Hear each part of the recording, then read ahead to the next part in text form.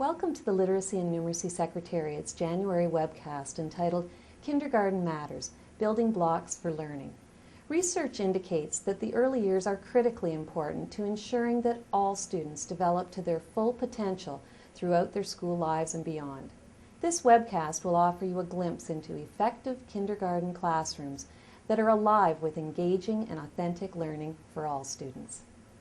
Wednesday soup, Tuesday spaghetti, Monday string beans, all you hungry children, come and eat it up.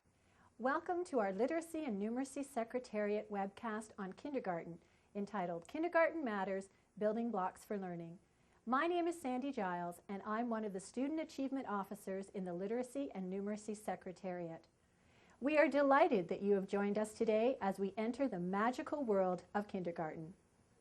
Yes. Research tells us that children's early learning experiences have a profound effect on their development. Early interactions with caring and responsive adults can directly affect the way connections are made in the brain.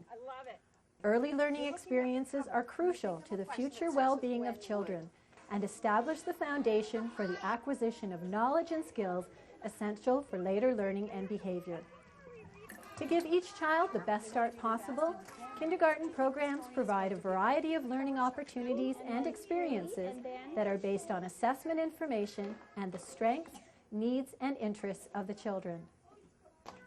To foster the development necessary for literacy, kindergarten programs are rich in language-oriented activities and resources that build on prior knowledge, that are relevant to the lives of young children, and that provide opportunities for talking, thinking, experimenting, and problem solving. Young children learn best through experiences that are integrated and connected to real life. Attempting to solve authentic problems engages children in posing their own questions and finding a variety of solutions. In kindergarten, there is a balance between modeled, shared, guided, and independent learning. It's uppercase. Uppercase, good for you. So I'm going to take that off and put an uppercase there. All in a playful context that encourages children to explore and investigate materials and concepts in concrete ways. Individual learning is supported and extended by peers and highly skilled teachers. Kindergarten programs are critical in laying the foundation for successful learning, but the kindergarten years are also an important time in the children's total development. Kindergarten teachers work together with families, other early childhood educators, and members of the community to create a challenging and engaging learning environment. Such a learning environment helps to build the children's confidence, encourages them to continue to see learning as both enjoyable and useful, and provides a strong foundation for their future intellectual, physical, and social development. Being a kindergarten teacher is a highly rewarding yet complex and multidimensional endeavor.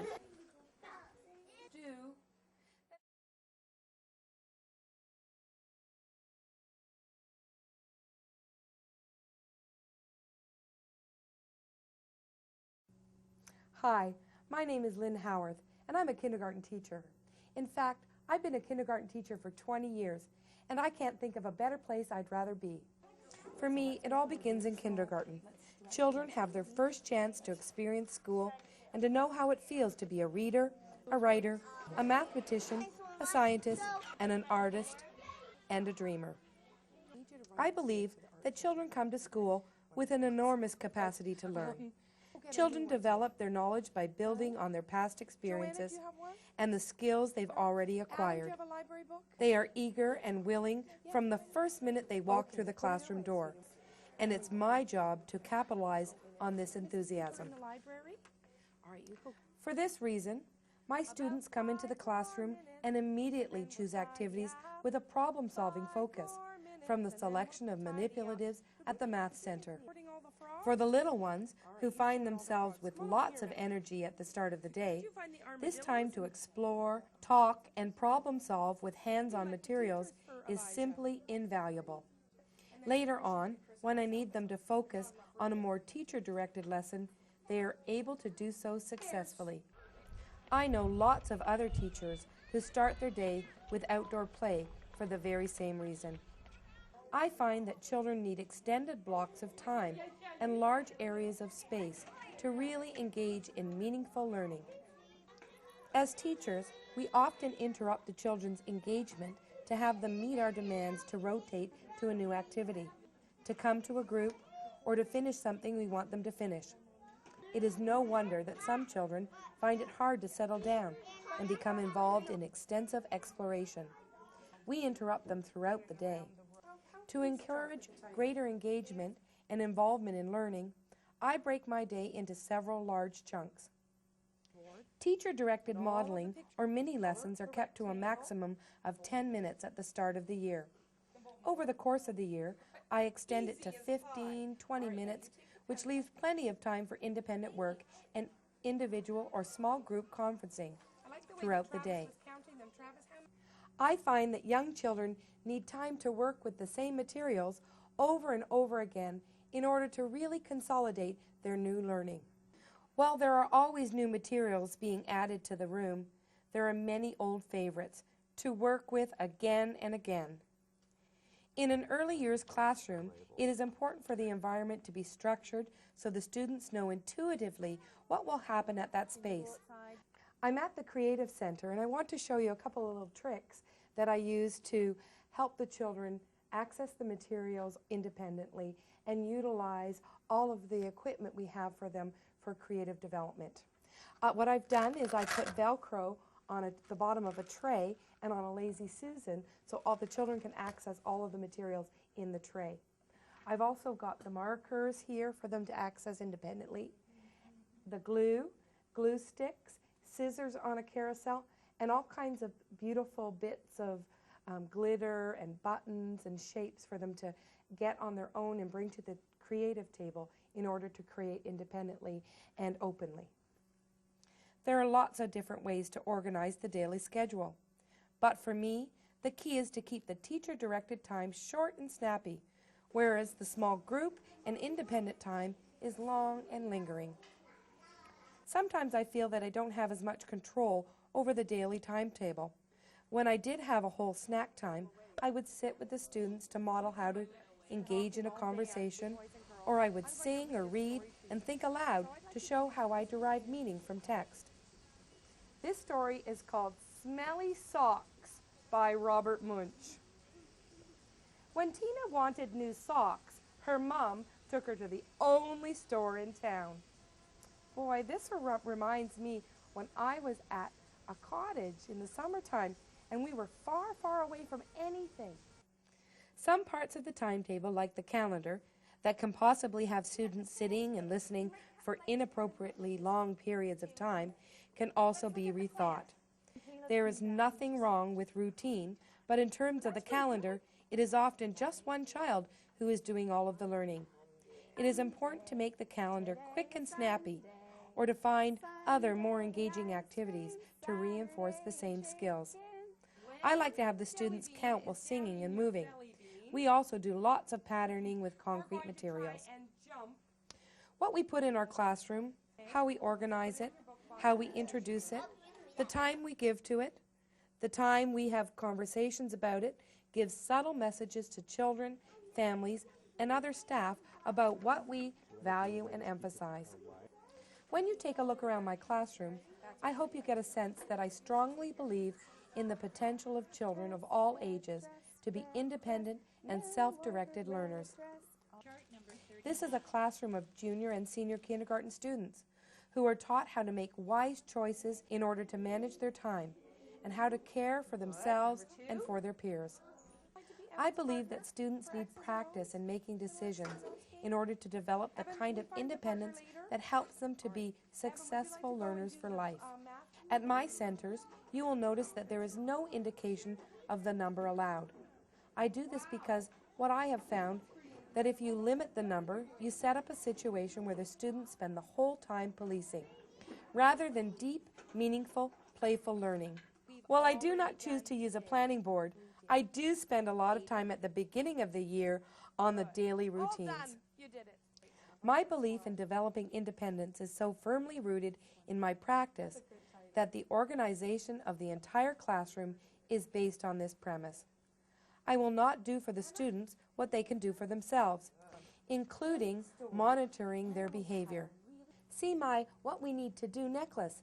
These are the expected behaviors on the carpet. Rather than me having to verbally remind the students, I teach the students how to use the necklace as a reminder. One thing that I have learned is that some children come to school and they have never had a chance to sit on the carpet with crossed legs, and they need actual modeling of this. We play a little game called Crisscross Applesauce. Students also work independently at the various centers around the room.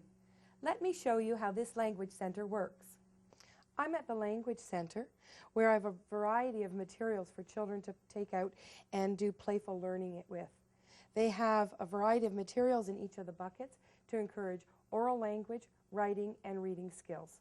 I've also created individual book boxes.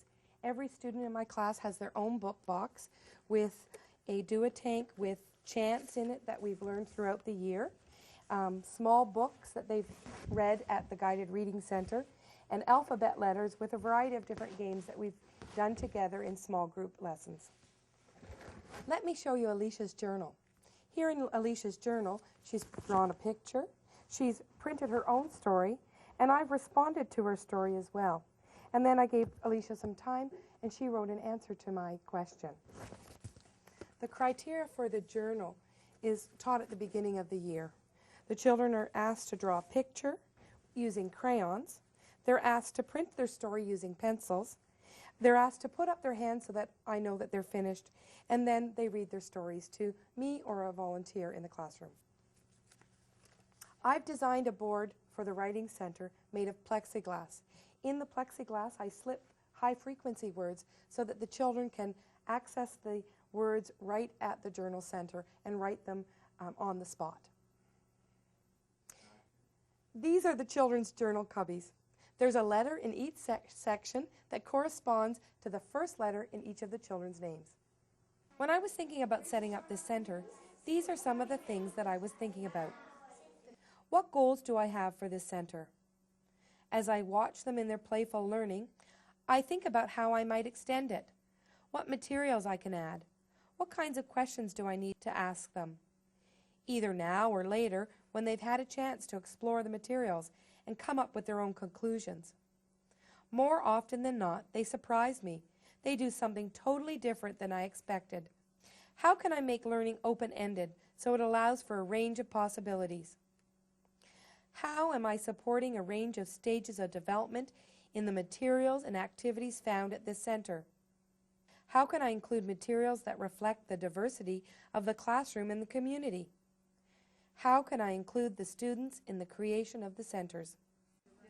I really like using learning centers because they give children the opportunity to apply their learning, to problem solve, to use materials in creative and innovative ways, to practice social skills, to learn and use language, and to be engaged in learning that is playful. And when my children are talking and doing at the learning centers, I have lots of opportunity to gather assessment information that serves to inform my programming and future planning. I have collected many organizational secrets from my own experience over the years and from my colleagues. Sometimes I think we underestimate the resourcefulness of young children. They are often far more capable than we give them credit. Teaching my students to operate independently in this classroom frees me up to be able to adjust my teaching to meet the unique strengths, interests, and needs of all my students. Our brand new toy. These are not new issues. In fact, I've had this discussion with many principals and superintendents over the years. From my perspective as superintendent, there's no question that being an effective kindergarten teacher is far more challenging than it may appear on the surface.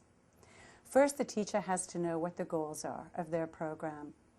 The focus should be the creation of a developmentally appropriate learning environment which builds on children's natural curiosity and their motivation to learn in order to foster independence and their ability to take responsibility. This is no small task. To accomplish this, the teacher has to understand the uniqueness of each child and the full range of development, including cognitive, physical, emotional, and social domains, and then how to address and assess growth in each of these areas in their daily planning.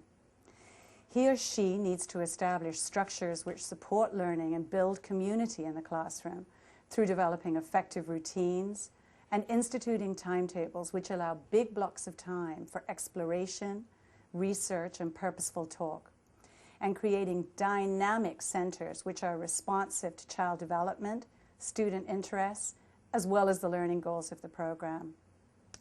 Furthermore, the teacher has to be flexible with the ability to change direction at any moment in order to pick up on children's interests and their readiness to learn through a different pathway than the one that may have been planned. Finally, the teacher has to be able and willing to work both as a team member with professionals and with family members.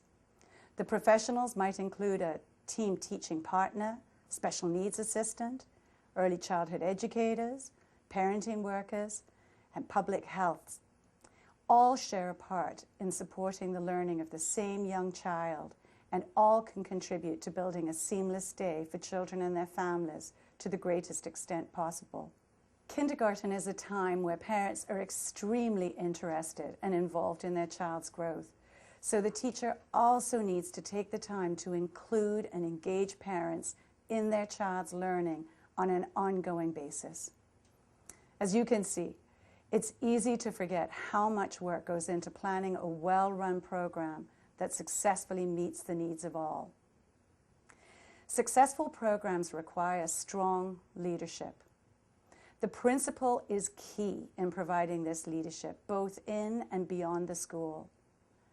First, principals need to support and communicate effectively about the value of the kindergarten program and the critical role it plays in preparing students for success in subsequent years. Principals need to be knowledgeable about child development and early years research to ensure that programs are current and that the most effective resources are provided in each classroom to support early learning. Principals also need to understand and support the goals of Best Start, the tri-ministerial initiative in which the Ministry of Education is a key partner. In accordance with its mandate, principals are encouraged to initiate partnerships with other early years programs and services to set the stage for frontline staff to provide a seamless day for young children to the greatest extent possible. To facilitate this, principals need to support professional development, which helps bridge childcare, kindergarten, and grade 1 programs to ensure effective and smooth transitions for our youngest learners. As you can see, the principal plays a very critical role in ensuring the goals of the kindergarten program are met. Superintendents and trustees share responsibility with principals to meet these goals. At a system level, their advocacy and leadership is essential in valuing kindergarten programs through establishing early years policies that communicate system standards and frame the delivery of early years programs. Everyone has a role to play.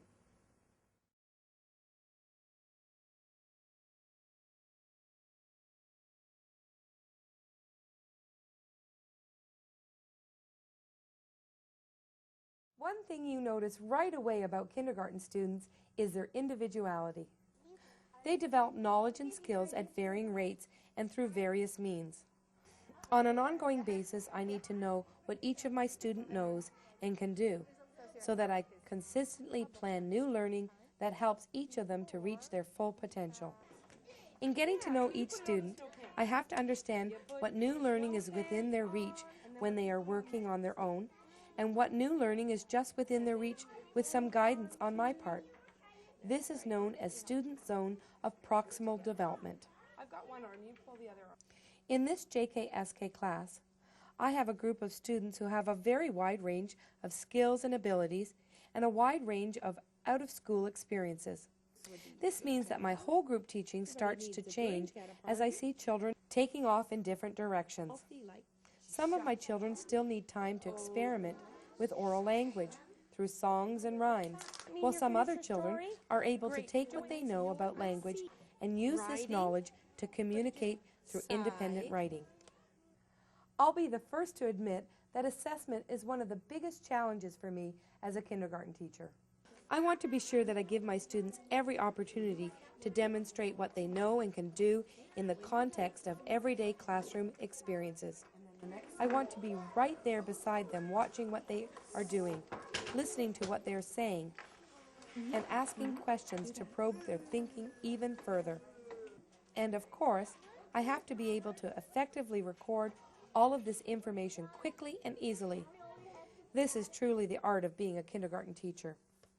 Coming up with an assessment system that works for me has meant a lot of careful thought as well as trial and error over the years. I've had to think about what methods are developmentally and culturally appropriate for my students, as well as what methods enable me to communicate effectively with both my students and their parents. Right now, I'm focusing on the children's stages of development through the children's writing journals. The developmental continuum is a tool that helps me to track the students' writing growth. I put this developmental continuum right in their journals to help assess their current level of development and determine next steps. By the end of SK, I know I've been successful if my students are reading and writing, if they're able to use math manipulatives to problem solve, if they're able to represent their thinking through a variety of mediums, if they're able to explore, collaborate, predict, and talk about their discoveries, and do all these independently. I need to be able to observe, track, and assess in a systematic way. One person who has taught me a lot about assessment is Dr. Pat Dickinson. I agree that assessment is the key to effective teaching and needs to be the starting point for instruction in the kindergarten program. Teachers need to continually observe, monitor, document, and assess children's learning and regularly report on children's progress towards the achievement of the kindergarten expectations from the document to parents and the children themselves. They also need to use this information to help them identify the strengths, needs, and interests of children in order to provide instruction that is appropriate for each child. Kindergarten teachers know they gather the most authentic information about children's growth and development when children can choose from a range of learning opportunities in an active learning environment that honors each child's stage of development. We learn by listening, watching, and having conversations with children. Teachers enjoy watching children. They like hanging out with them and talking with them. This is the fun part of assessment in the kindergarten program. The challenge is to balance this kid watching with the need to document, assess, and regularly report on children's progress. To do this, teachers need to ensure that their observations and interactions are systematically recorded in a way that links children's active explorations and learning to the expectations in the kindergarten program. And most importantly, they need to do this in a way that is manageable for them and that can be easily interpreted to parents. Kindergarten teachers have a range of assessment strategies to choose from: portfolios, checklists, anecdotal notes, conferences, running records, ages and stages charts, work samples, and documentation through photographs and videotapes, as well as standardized assessments such as Marie Clay's observation survey. All are important. As we will see in this webcast, each teacher has his or her favorite. I would like to share my favorite, a strategy that I have found works well in meeting the needs of children, the teacher, and parents, while also providing clear links to the expectations. Teachers are all familiar with the at-a-glance sheet that is essentially a grid with a different child's name in each box, arranged alphabetically by first name for easy access. Typically, teachers have this sheet handy and record anecdotal data as it occurs incidentally in the program. But most teachers find that when it comes to systematic assessment for purposes of determining stages of growth to help plan for each individual child and for reporting to parents, this type of open-ended at-a-glance is not very helpful. It often doesn't reflect a clear focus and doesn't provide information that's very useful to the child, the teacher, or the parent. Strategies that are more focused, such as checklists, provide more discrete information, but they may not acknowledge process and context over time. An assessment tool that combines these two strategies while also honoring the range of contexts in which children can demonstrate their learning is what I call a focused at-a-glance chart. I have prepared an example to demonstrate what I mean. The chart begins with a clear focus. In this case, it is the assessment of the overall language expectation focused on writing. Communicates in writing using strategies that are appropriate for beginners.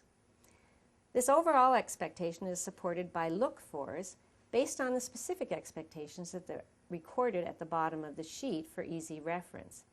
In this case, the specific expectations are interest in writing, chooses to write in a variety of contexts, an awareness that writing can convey ideas or messages, an ability to write simple messages using a combination of pictures, symbols, letter-sound correspondence, and familiar words, and an awareness and use of classroom resources such as alphabet strips, the word wall, and familiar words. The most obvious contexts in which to observe and monitor children's growth are identified in the next section. For example, you could observe this overall expectation at the writing center, while children are writing in their journals, while children are doing shared and interactive writing, in a dramatic play center where you've jointly constructed a hospital or a restaurant, and in the painting drawing center where children write to describe their representation. This overall expectation could be dated and it could be assessed at various times during the school year, for example, September, November, January, and March. A further addition is a ranking scale that helps teachers make a judgment about the child's stage of development toward meeting the overall expectation as observed in a variety of contexts. The reference point for the ranking is achievement of the expectations by the end of kindergarten. So the chart can be used in either JK or SK with the range from NY not yet to D developing, E meeting expectations, B beyond expectations. Teachers would use a ranking system that links to their board's reporting procedures. The grid boxes allow the teacher to note specifics such as context and conditions that promote or discourage learning in a particular child, as well as the child's achievement of expectations. When reporting to parents, teachers can discuss children's learning within the context of particular activities, especially if the chart is supported by other forms of assessment, such as work samples, photos, and perhaps a standardized assessment such as the observation survey. As an example, one child might regularly write in the hospital, in the restaurant, and has begun to put letters and marks on his painting. However, he's reluctant to write in a journal or to participate in shared and interactive writing activities. He reflects two of the specific expectations, interest in writing and awareness that writing conveys messages and ideas, but is only beginning to write simple message and shows little awareness of classroom resources. A teacher would know from this information how to scaffold this child's learning in a small group to encourage more use of classroom resources and the child's prior knowledge. Teachers can be supported in knowing what strategies are appropriate for beginning writers through the use of developmental continuum, such as those in the Guide to Effective Instruction Writing and the First Steps Continua as reflected in ministry documents.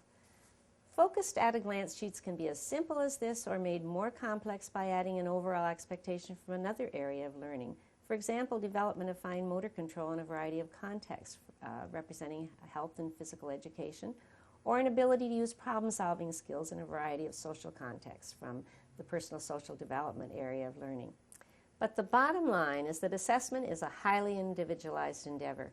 Teachers need to find a system that works for them, while also acknowledging the need for systematic assessment, evaluation, and reporting related to expectations.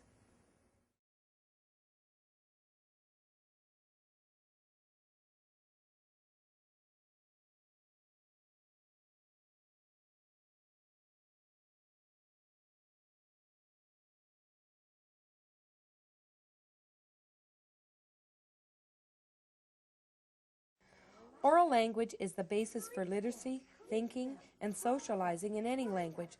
So I make the foundation of my program the development of strong oral language skills. I feel that it is essential that I provide my students with learning experiences that help them to understand and acquire and build on the oral language structures I've been developing since birth. As a supportive adult, I want to listen and respond to what my students say. I want to read to them and have discussions with them, as well as model reading, writing, and talking for authentic and meaningful purposes. I want to introduce new vocabulary, ask for clarification. What do you like about the brand new toy? Have children explain their thinking and describe what they did. I find I can encourage purposeful talk through the materials that I place at centers that encourage conversation between play partners. I can encourage purposeful talk through the aspects of our daily routine, where we are singing and chanting together. Something as simple as having students turn to talk to an elbow partner during a whole group learning experience is a great way to keep students engaged and learning new language structures while sitting on the carpet. I can also plan very focused individual or small group instruction where I am modeling language structures. For my English language learners, it is very important that I celebrate the languages that they speak at home by bringing dual language books into the classroom and by encouraging parents to read and tell stories to them in their home languages. At a recent kindergarten networking meeting, we were sharing ways of encouraging more purposeful talk. I learned a number of exciting strategies from my colleagues that I want to try in the weeks to come.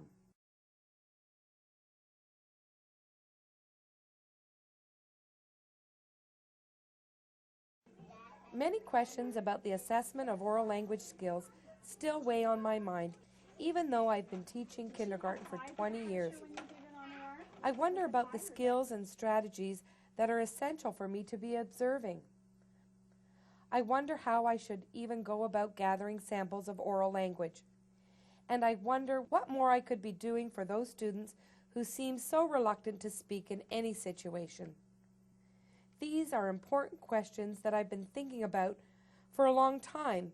So when I recently had an opportunity to hear Carmel Corvola speak on this topic, I was excited to go and learn from her. In thinking about the role of talk, I like to be able to work with teachers and think about their role in the instructional language. For me personally, I explore that area of talk as it pertains to how I can develop the language of the students and how I also can develop the language of myself as the teacher. Let me think about that a little bit more. Talk in the classroom, the very early years of schooling, when the children come to us with a range of experiences, a range of knowledge about language. We have very many different cultures, we have very many different language backgrounds. We have children for whom English is a first language who have perhaps not the experiences of the others. What does that mean for me in the classroom? What does it mean for me as the teacher? How do I cater for those needs? I need to be thinking about the opportunities for children to interact with each other and also to interact with me as the teacher and any other models of language that I can provide for them. The role of talk in the classroom is widespread, it's complex, and yet it's fun. It should be something that we have fun with. We can do lots of work with music. For me, again, another one of my passions. We don't all have to be good singers or play an instrument. We need to think about what place music has. The fact that it can release children from their inhibitions, that they can, before they know it, be singing along quite complex sentence structures, quite complex words, because they work with the rhythm of the language, the feel of the language. Chants and rhymes, movement to music, all help us get that feel of language, that feel of how it comes together. With students who are reading, or if we're using shared reading as one of our strategies in kindergarten with maybe an enlarged text or an overhead or some other way, if we have some pieces that also have music to it, maybe it's just the words to the song, a very simple song, then the students again are captivated by the music and finding themselves as readers without even knowing it. The back and the forth and the interrelatedness of that in talk and language all add to the rich tapestry of what we would talk about as oral language within the classroom context. For me, I have a very simple process that I rely on constantly, where I use pictures to help stimulate language. And when I choose a picture, I'm trying to choose something that has the aha effect or the effect when I first turn it around so the children can see it. I don't have a preconceived end in mind. I have a notion that I just want the children to respond. Now, every time I do that, Does that mean that the children all respond? No. So as the teacher, I have to think about my instructional language. I have to think about the way I'm going to generate that talk, the way that I will encourage that student who doesn't think that they have anything to share. How will I do that? Well, one of the things I won't do is that I won't start asking them, what is that? Who has that? When was that? I'm going to start to say things like, talk to me about what you see there. How does it make you feel? Share with me what you're thinking. And I'm going to give them opportunity to just look and reflect and be comfortable with some wait time. Be comfortable with not always filling the air with my voice.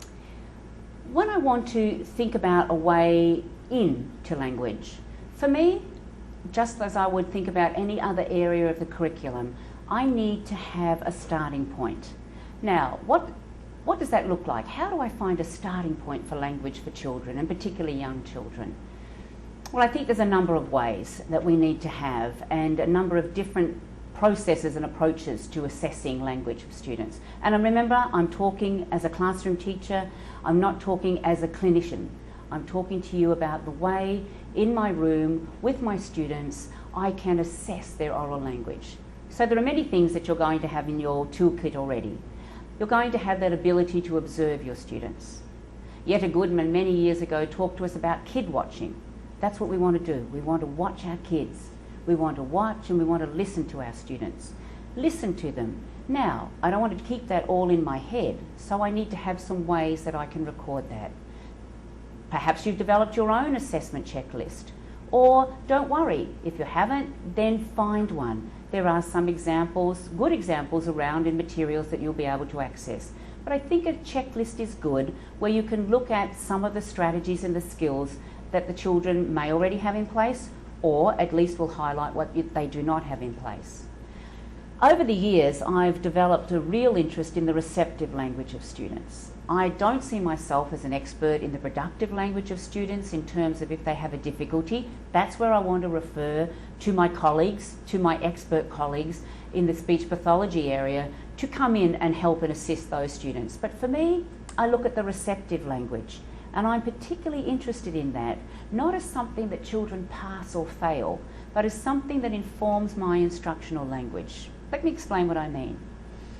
If I have a measure of receptive language for young students, and I particularly have one in my own work that I focused on, the oral language assessment, a very short screening piece for looking at what students understand about some of the sophisticated structures of oral English that adults use. Now, I look at that and I use it as a way to inform me about my own language.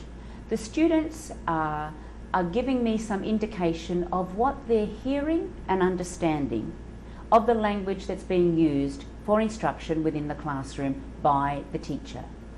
And that impacts in turn on how I work with them, because it means that I have to be able to adjust my instructional language so that in fact the children will be able to understand what it is I'm saying.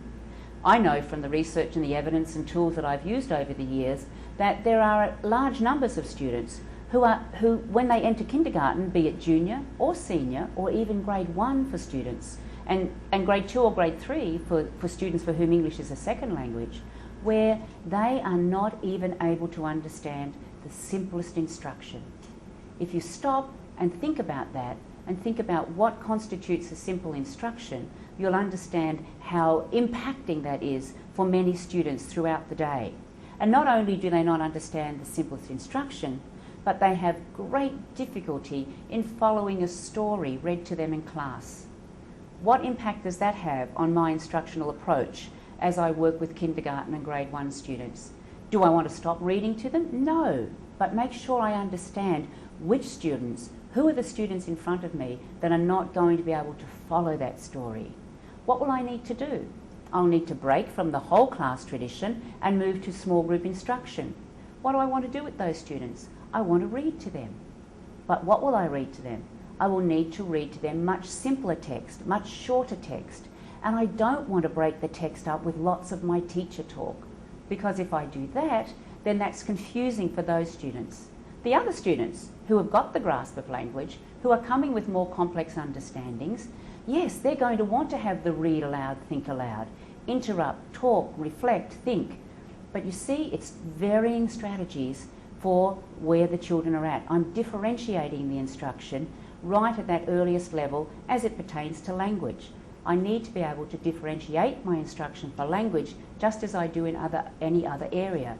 So having my assessments is going to help me to do that.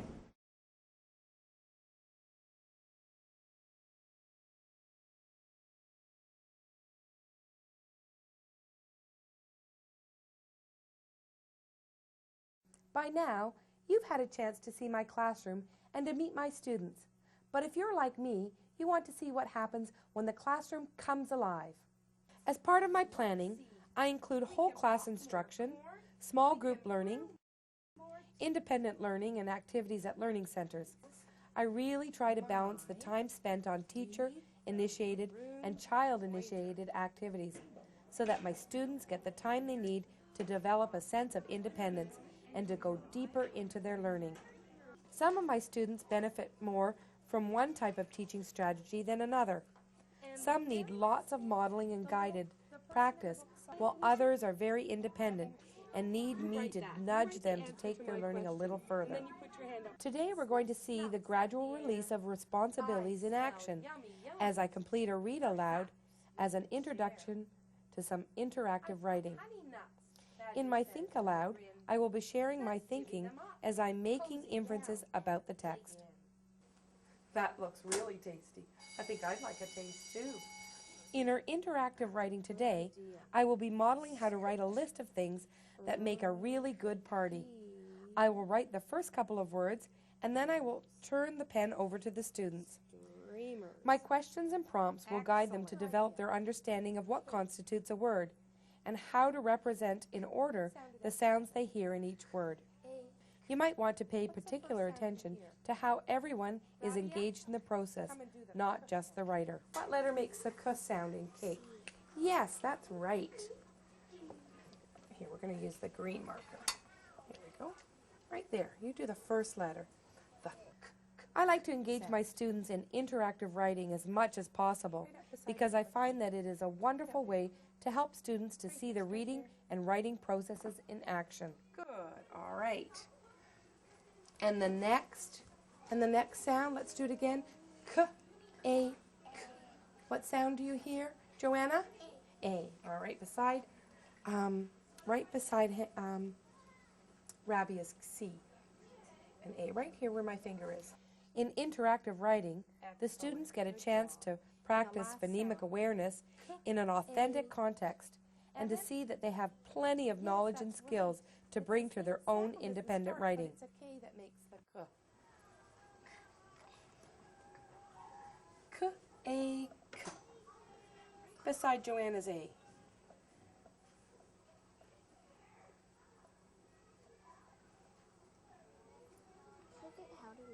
It's okay, I'll help you. First we do a line. Here, let go just a second. There we go. We'll do the line down, and then up, and then down, just like that. There's the K. Good job. And boys and girls, to finish the word K, we are going to put an E at the end, and the E doesn't make any sound. It's quiet. Let's read it. K. Wow, we've got lots of good things on our list. In my small group instruction today, I will have one group doing a shared reading of leveled text, but another group will be focused more on developing their oral language skills. And don't forget to catch the independent work happening at the various centers. You won't want to miss the exciting reading, writing, talking, problem solving going on in every corner of the room. What do you think it's going to be about? Evan? Scissors. Why do you think it was going to be about scissors?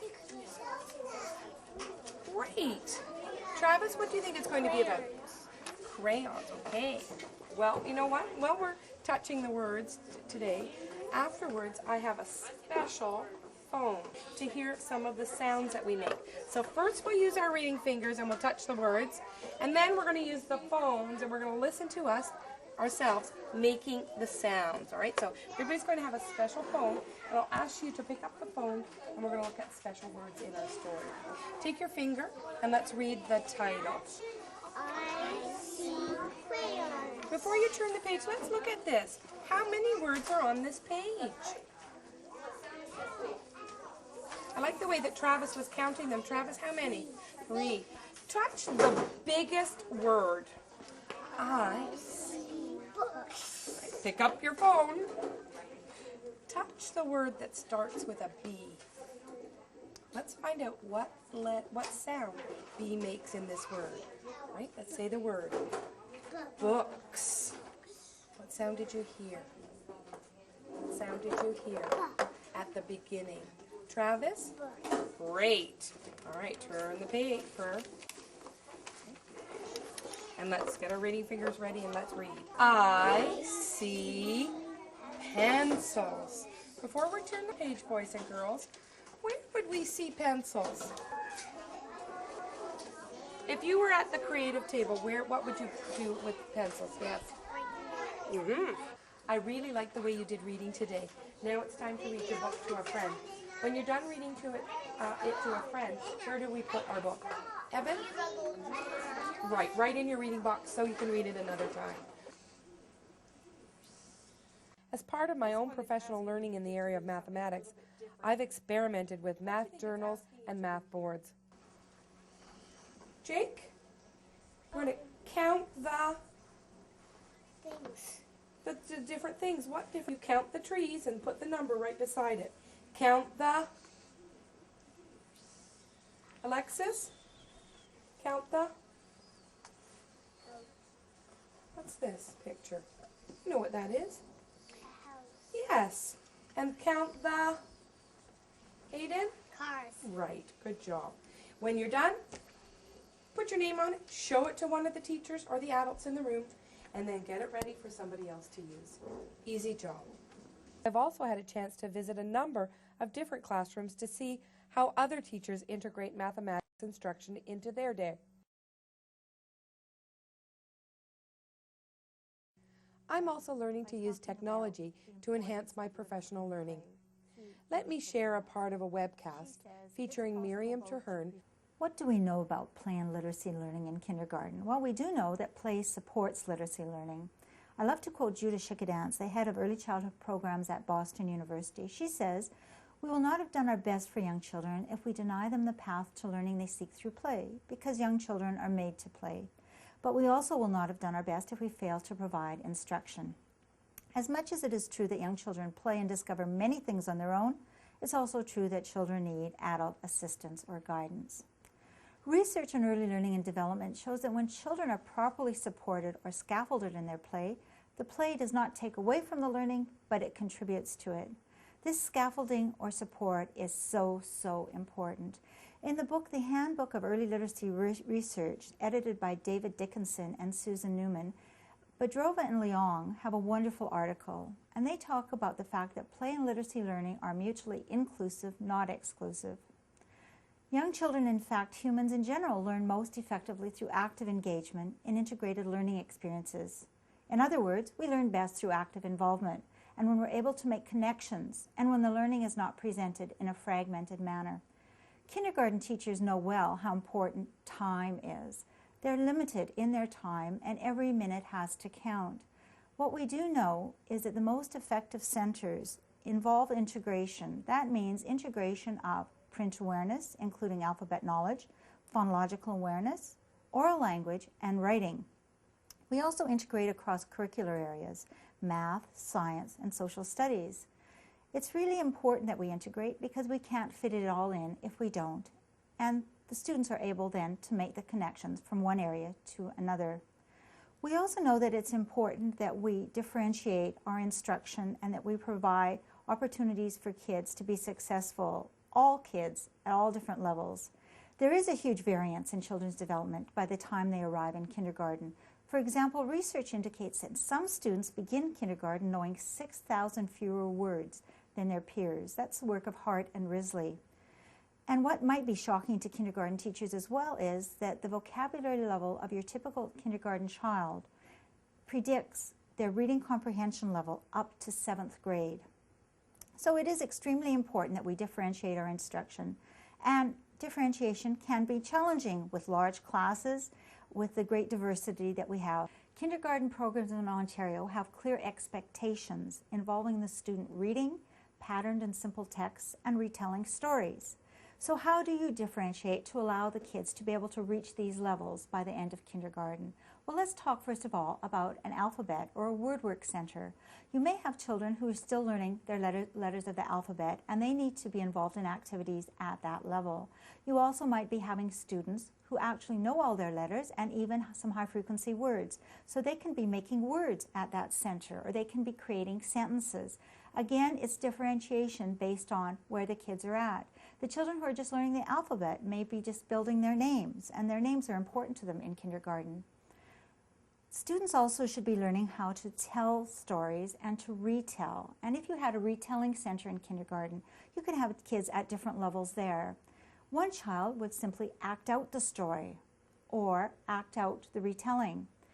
Another child might draw. A third child might draw and write. A fourth child might use pictures that are provided by the teacher simply to retell or to create a story. Another child would be at the level of using pictures and sentence strips. And finally, some children might just use sentence strips to retell the story. Again, differentiation is so important to allow each child to be scaffolded just beyond what they can do at that very moment. Finally, I think it's important to summarize everything that I've just said by talking about the importance of literacy and play through Judith Schickedanz. She says it's possible both to preserve childhood and to give children access to academic skills. And we know it's true. We know that literacy learning and play work together beautifully. It's a wonderful marriage, and teachers all over Ontario are making it happen.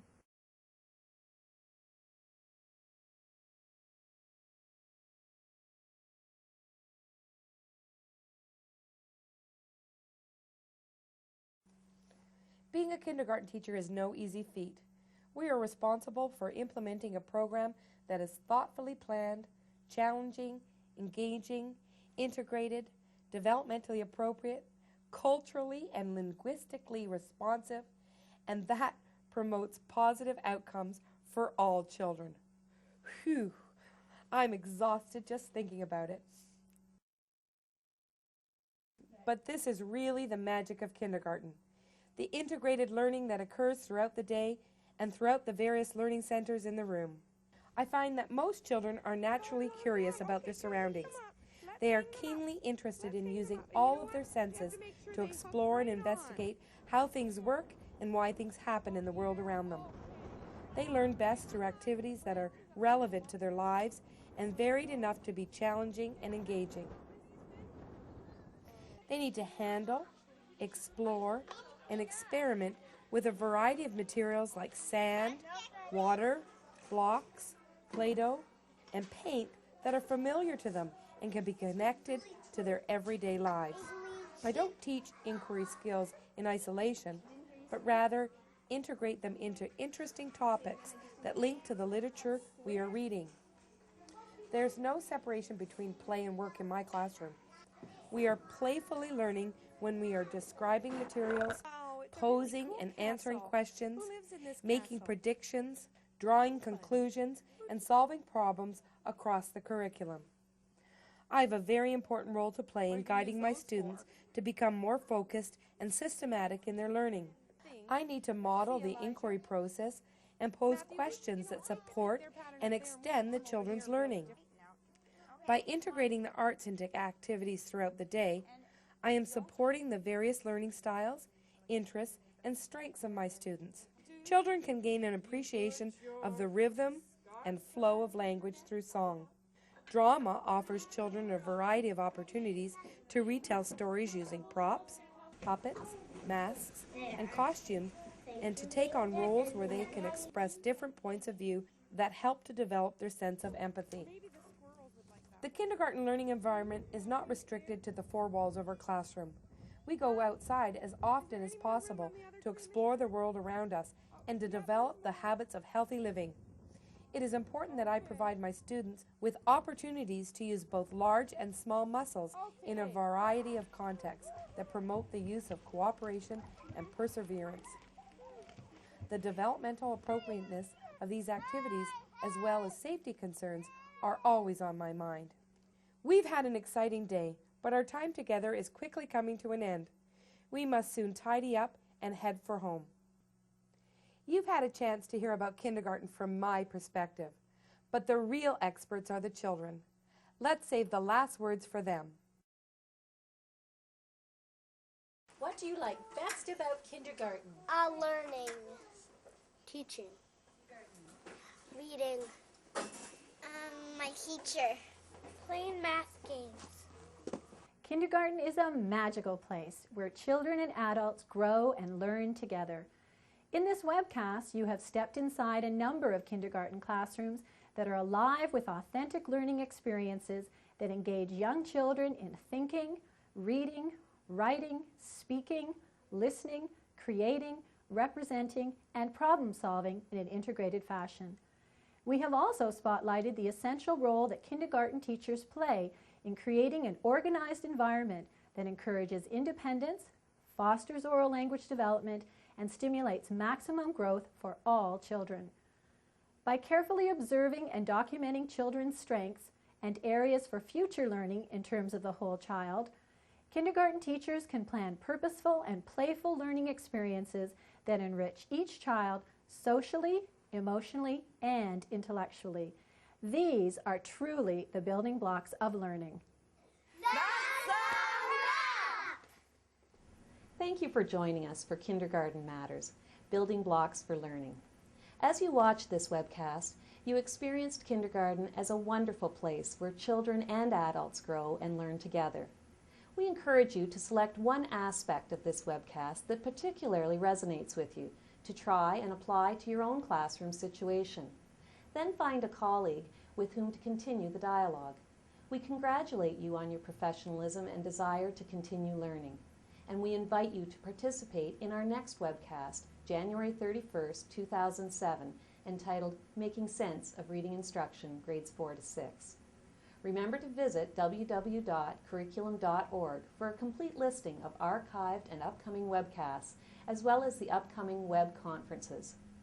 The Literacy and Numeracy Secretariat welcomes your feedback as we continue to support professional learning and improve student achievement in Ontario.